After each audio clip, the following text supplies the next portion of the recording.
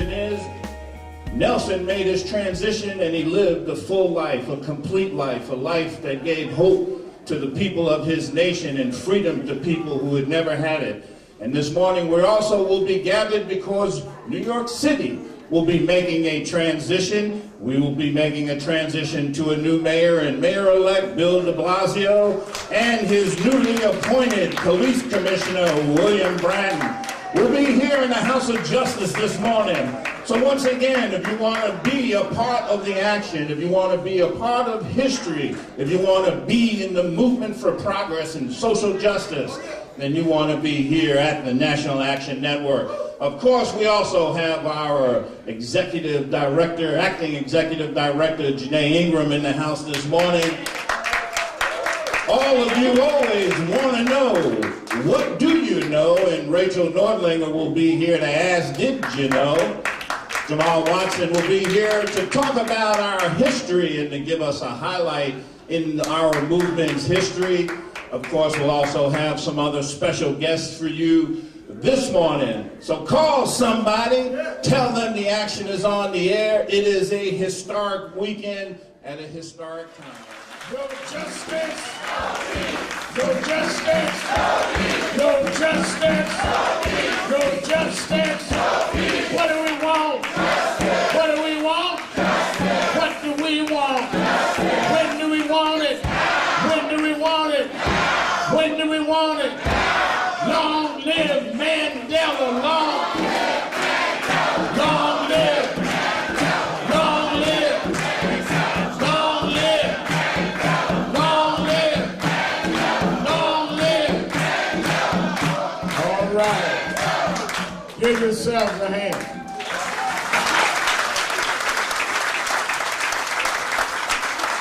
You may be seated. I need about 4 chairs up here. Let me say this. Give me 4 over here. No, y'all follow me. I need 4 over here.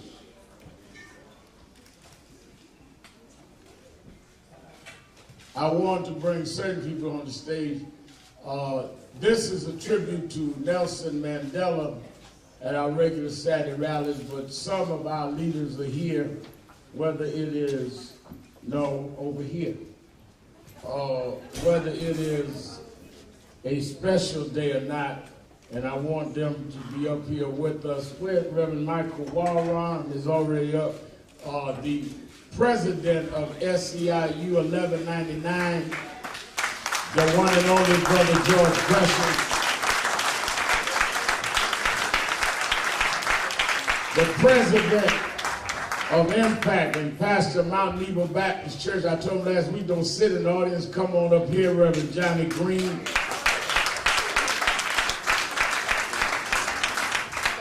What are you doing out there? You the youth leader. You don't get, you got to know how to push it. I was youth leader, they made me sit back. You stay up here, don't give up your seat.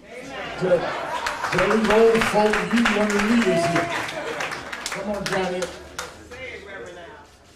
The senior statesman of the civil rights movement in New York, who was marching against apartheid before anybody could pronounce it, Bishop Herbert Daughtry.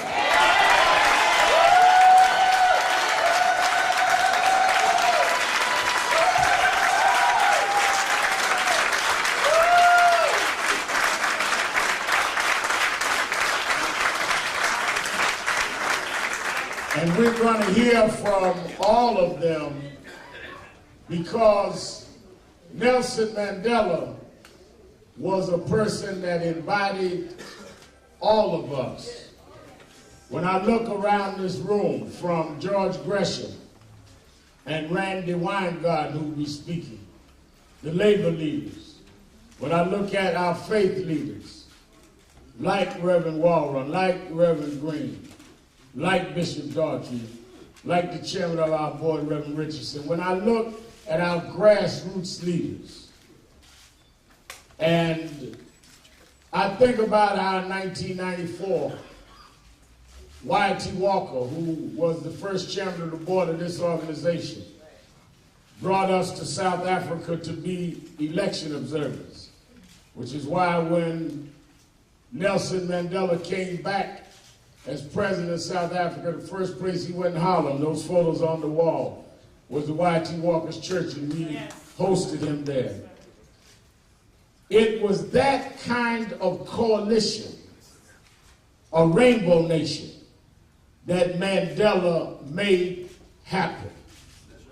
And that kind of coalition is what we're going to have exhibited this morning. Because there were many on the right that attacked Mandela, calling him terrorist, calling him violent, calling him hater. There were many on the left that said he was too soft. He shouldn't compromise. He shouldn't build a consensus. Real leaders are not leaders that pray to the cheap seats. Real leaders do what is right and necessary and redeeming for history. Rick Stengel, who wrote Mandela's autobiography with him, said on yesterday, he said Mandela would get angry. Mandela had things that bothered him, but he had the discipline to know that you could not show all you felt if you wanted to get where you were trying to get.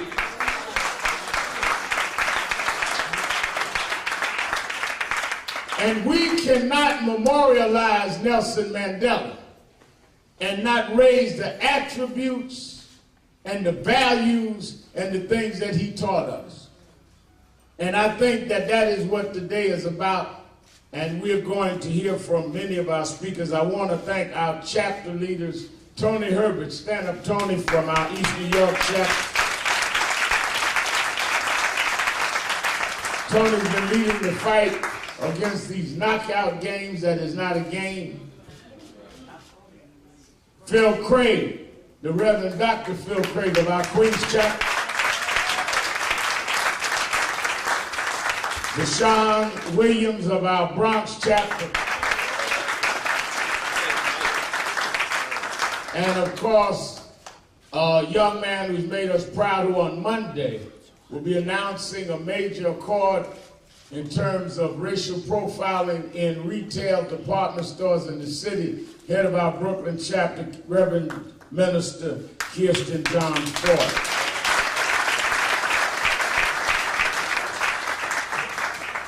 I wanted to, now people are handing me slips of some of our electeds, and we're going to get to them. Of course, my friend and brother, Congressman Greg Meeks, who we'll hear from.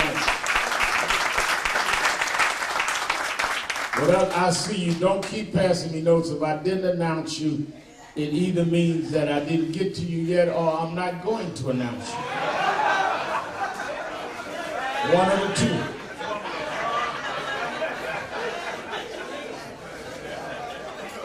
They told me the other week, Reverend, you didn't see me. No, I saw you.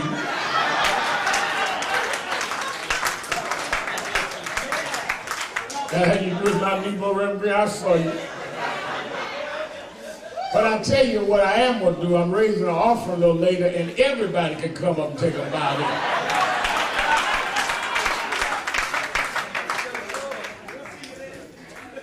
in. When we got the word that Nelson Mandela had passed, as much as we had known of his age and his condition, it was still something that you cannot prepare for. I was honored to have been in his presence on several occasions.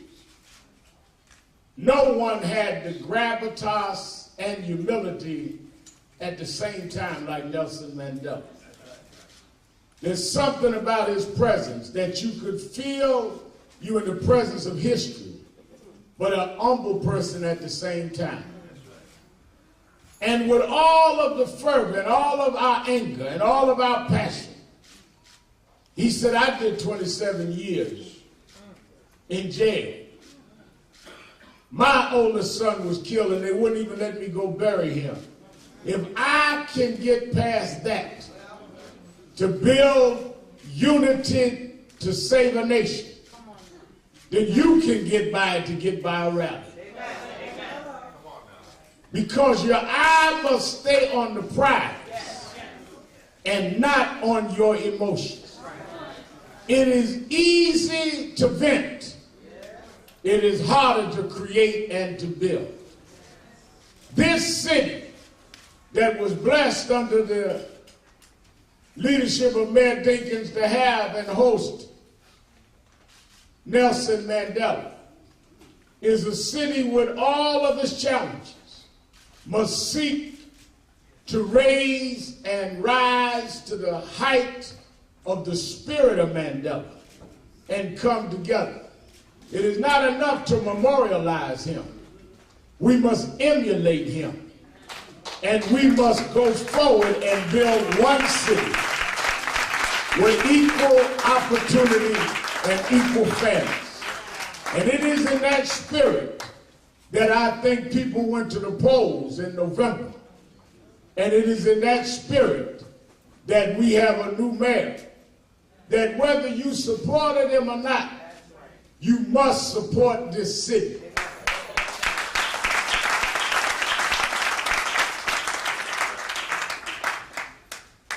Bill de Blasio, I did not meet in City Hall. I met him as he protested for labor rights and against apartheid and against things that we considered unfair. He's gone to jail around hospital closing. Dave Dinkins, I took him to jail around police brutality. I didn't take de Blasio to jail. He went on his own.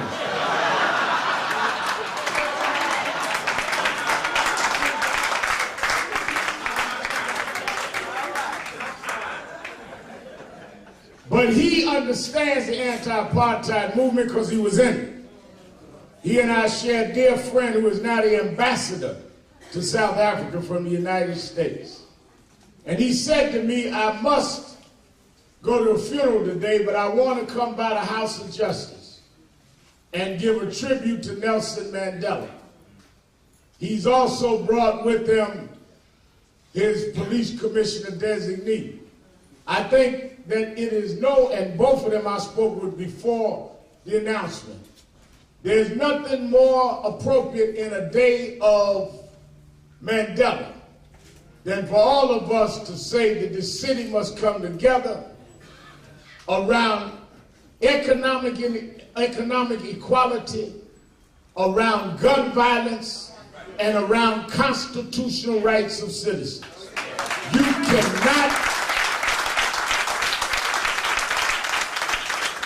cannot mourn Mandela and then profile his grandchildren. And you cannot mourn Mandela and engage in gunfighting. Mandela did not do 27 years in jail for you to be gang banging on Lenox Avenue.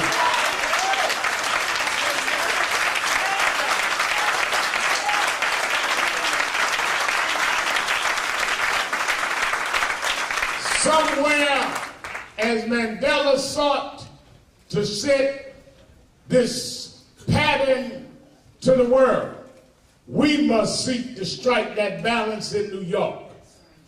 The balance of protecting our rights and protecting lives, of having equal opportunity, equal access to quality education, and at the same time, require responsibility and merit. It is a balance that may be difficult, but it is a balance that we must strike. And no one understands it better than the next mayor of the city of New York, the Honorable Bill de Blasio.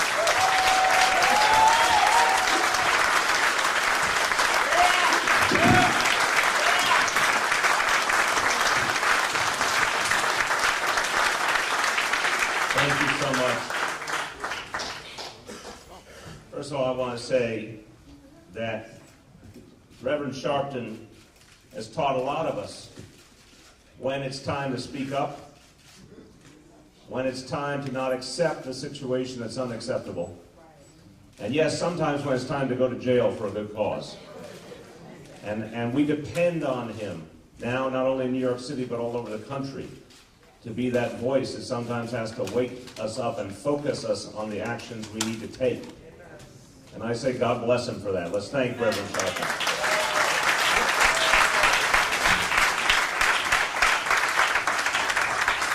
I think I can say safely that for all of us, the passing of Nelson Mandela is profoundly personal. He was the definitional progressive figure of our times. He was the exemplar. All of us had a big part of our thinking and a big part of our lives framed by the words and the deeds of Nelson Mandela. And therefore it became very personal. It was like a father or a grandfather in one way for all of us. And he showed us in so many ways what it was to lead, to think of a new and different world that others couldn't see, to be an example in every sense that created the change through the example, through the sheer weight of his leadership, his mind, his strength, his discipline. And through it all, there was incredible warmth and love for everyone that he served. I had one of those definitional moments personally when I was working for Mayor Dinkins and Mandela came to City Hall. I think if anyone in this room was there, you could feel the world turning and changing before your very eyes. And Mayor Dinkins and someone else we lost, Bill Lynch, who was a great mentor to me and so many of us. Let's remember Bill Lynch today. They knew that if we could receive Mandela as a president in waiting, that it would speed change in South Africa. And they helped to spearhead a national tour by Mandela. And for any of us, and I was there at Yankee Stadium, if you can remember that night at Yankee Stadium with Mandela, which was a beautiful, powerful moment. So we knew in this city that we had to live in the spirit of Mandela and lead the way by example. And what we did in those days in New York truly did speed change and progress in South Africa. By the way, as Rev indicated, there was a young man working on organizing a lot of that named Patrick Gaspard, who now happens to be United States Ambassador in South Africa. So, we in this city helped put wind in the sails of Nelson Mandela's movement, both when he was in prison and when he came out of prison and after. And I know, to Mandela, this city was someplace special because it was a place he turned over and over again for support and encouragement. And now it's up to us to live in his spirit. I know people in South Africa are grappling in these days with how to be as good as Mandela, how to fulfill the dream of Mandela. Well, we should feel some of that here too. We should live that dream too. And so, as I think of the days ahead in this city, I think Rev got it exactly right. We're going to work for social and economic justice every single day. That's what the people need and that's what the people demand. We're not going to accept ever-growing inequality. It is morally wrong. It will hold us back. We will make it our business to fight inequality wherever it exists in this city. And we're going to keep this city safe, but at the same time respect the people of every community of this city while we're doing it. And I always say wherever I go, there is no contradiction in those two ideas, and anyone who tries to tell you that you can't have safety and constitutional rights at the same time, that you can't have a strong society and a fair society at the same time, I would remind them of the example of Nelson Mandela. That we have to strive for that kind of society. That's what we're here to do. In a moment, you're going to hear from our new police commissioner.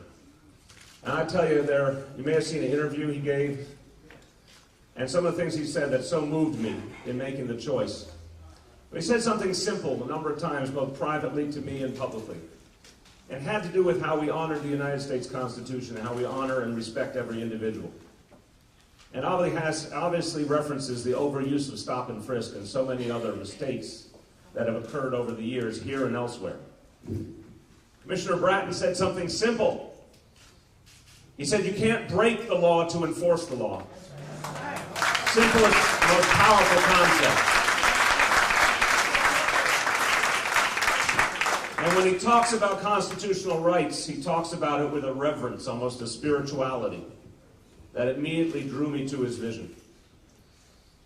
And when you look, I'll finish with this, when you look at Los Angeles, and we all know the history of the LAPD, and we all know that, sadly, everything we think of good and what Mandela was trying to achieve for too many years in LA, the LAPD was on the opposite track.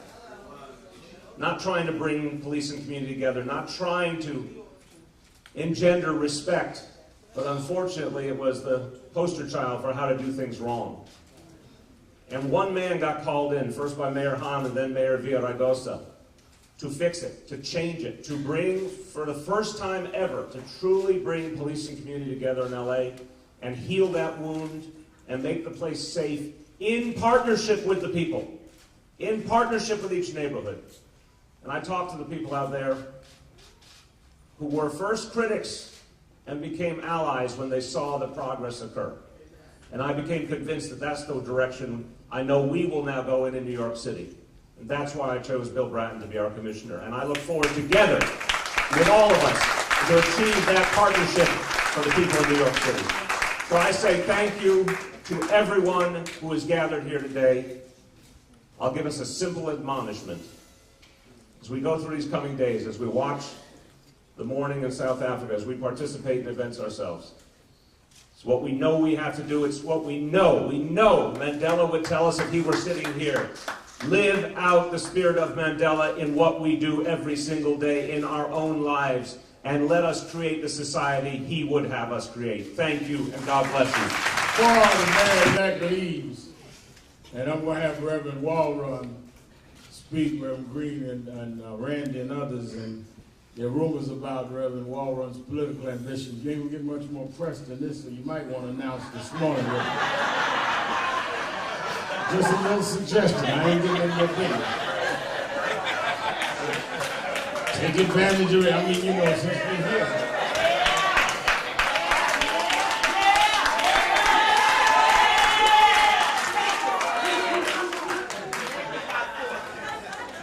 Earlier this week, when I talked to Mayor-elect de Blasio, and we talked, as always, very bluntly and frankly, and about whatever issues it is. The next morning, I received a call from Mr. Bratton, who was being announced. And he said, one of the first things I want to do is meet with a lot of the community people that have concerns. And I'm talking about real people that will give me the real deal. The reason he and I could have that conversation, there's been some in the press that talked about our differences. But in Los Angeles, he worked with our chapter. He worked with a man named Najee Ali, who they call the West Coast Shopton. I don't know if that's a compliment or not. And then I would go out there, and we worked together on gang violence, on youth violence, and he addressed the issue. It was his task of dealing with a city that after Rodney King had to deal with a polarization between police and community that had not been seen. They kept telling me the police chief is really trying to bring the city together. And I, you know me, I said, who, Bratton? After about a year of everybody's working together and crime going down, and they were saying, this thing is working. I said, you talk about my man Bill, you know, from home. So we've had our good days and bad. But I don't want the media to act as though that it's been one dimension. One is that he did work in LA and he worked with us. Two is that we fight violence as much as we do police brutality. And they don't want to tell either story about us or him. Stand up, Sister Shakur. This woman right here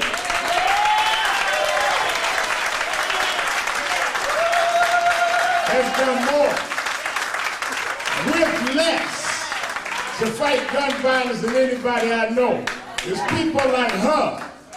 It's people like Reverend Johnny Green and others that Reverend Waldron and I want to sit with the commission. And we do it because we love our community and the city. I marched against Ray Kelly and Bloomberg. But Ray Kelly came and served the homeless here on Christmas Day. We marched on Bloomberg's house, but he came here on King Day.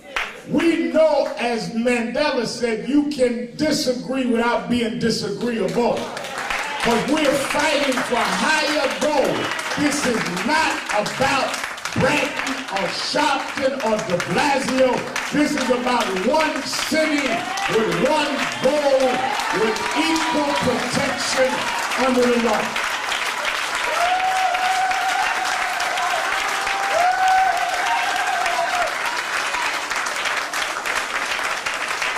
And if our leaders would get their egos out of the way and put the agenda of the people of the city ahead, then we're behaving like Mandela. So he chose to make his first public appearance to give a tribute to Mandela. He said, I'm not going to deal with policing today, but I wanted to come and give tribute. And this is his first appearance. And I told him that we'd be honored because that's a good tone. He'll be back where we deal with things and we're not going to be always applauding when he comes back.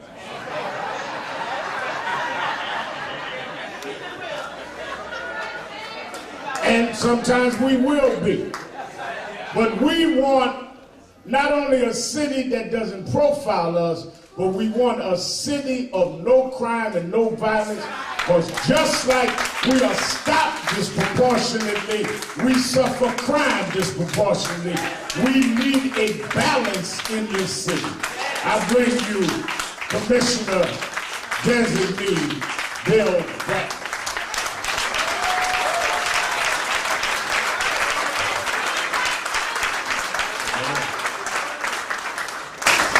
I'm going to quit while I'm ahead. Long live Nelson Mandela. Long live what he stood for throughout his life. Thank you, Reverend Sharpton, for the opportunity, the privilege to come here today to speak about him. Thank you, Mr. Mayor-elect de Blasio, for the opportunity to work with you about what Nelson Mandela was all about freedom, about respect, about justice for all. All of us in our lives have regrets. And one of mine, a life, a good life, in which I have met great people, kings, queens, presidents, celebrities. And I never met this man, this good man. Know of him certainly. I've heard so much about him. I've never had the opportunity, as so many of you did, to see him in 1990 when he came to the city. Over the last several days, I've had the opportunity to watch, as you have, the celebration of his life that has consumed so much of the media.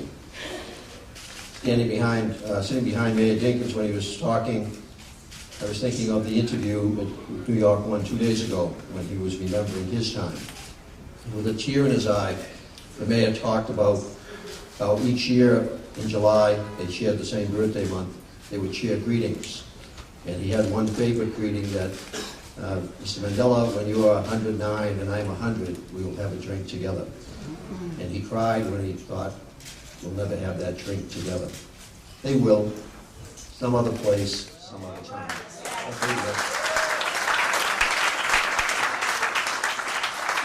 morning on one of the TV stations, there was a celebration of the music that he inspired when he was incarcerated, that brutal incarceration, for which he held no bitterness because he learned from it. He learned so much from that time that he tried to share with all of us when he was finally free.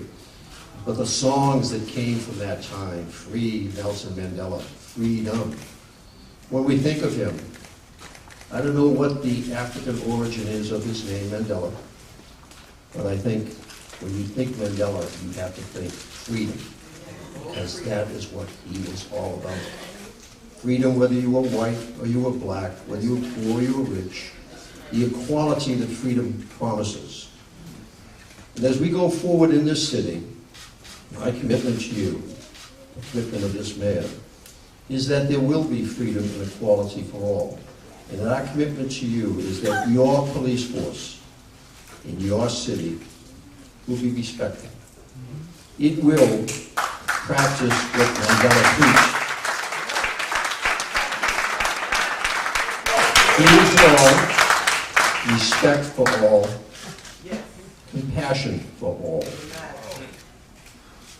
I have a police commander who works in South LA, Watts, and when Reverend Sharpton came out there a few years ago, that to see what was happening in LA, and what was happening in LA was, for me, the fulfillment of a lifelong dream in the profession of policing. I am proud of my profession. I like being a cop because I know what cops can do when we get it right. And my promise to you is we will get it right in this state.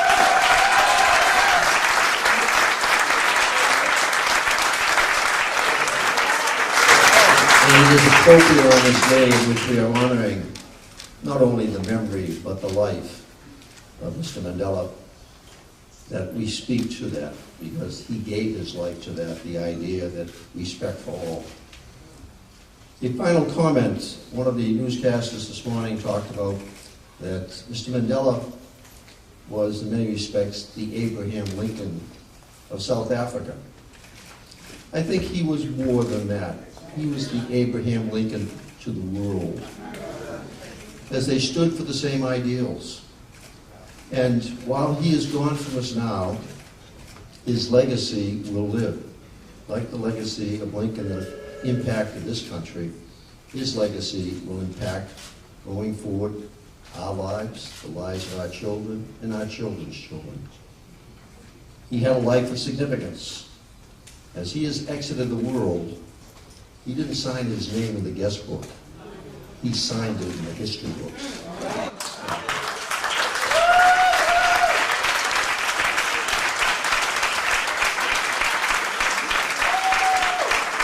Let me say, I'm going to, as the mayor and commissioner have to leave, I'm going to ask them to leave through my private exit that nobody knows about. And I want the press to respect the fact they have to go to the funeral, and we're having a tribute in there. So as they leave, we're going to move forward. But thank you all for coming and giving tribute to Ms.